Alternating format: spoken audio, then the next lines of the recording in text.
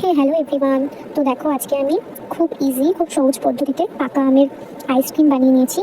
তো এটা পাকা আম, পাকা যে আম তার পাল্প বার করে তার মধ্যে আমুল দুধ আর লিকুইড দুধ ফুটিয়ে সেটা দিয়ে এখানে একটা স্ট্রাকচার তৈরি করে নিয়েছি। তো এটা দেখো আমি এখন কাগজের কাপে দিয়ে দেবো, আইসক্রিমের শেপটা কাপের মধ্যেই তৈরি করবো, খুব ইজিলি হয়ে যাবে। তো আমি এটা এখন পুরোটা দিয়ে দেখাচ্ছি। তো এটা খুবই ইজি, তোমরাও বাড়িতে ট্রাই করতে পারো, কোনো ব্যাপারই না, এটা একদমই সহজ আর আশা করি খেতে ভালোই লাগবে। তো দেখো এখানে আমার সবগুলো কাপে দেওয়া হয়ে গেছে, কমপ্লিট হয়ে গেছে। তো এটা এখন শুধু ফ্রিজে রেখে জমানোর পালা। তো এখানে দেখো বাস দিয়ে স্টিকগুলো আমাকে একটা ভাই বানিয়ে দিয়েছে। তো আমি এগুলো স্টিকগুলো এখন আইসক্রিমে দিয়ে দিচ্ছি। এগুলো না ফয়েল ছাড়াই বেশ সুন্দর আটকে যাচ্ছিলো, আমার আর ফয়েল দিতে হয়নি।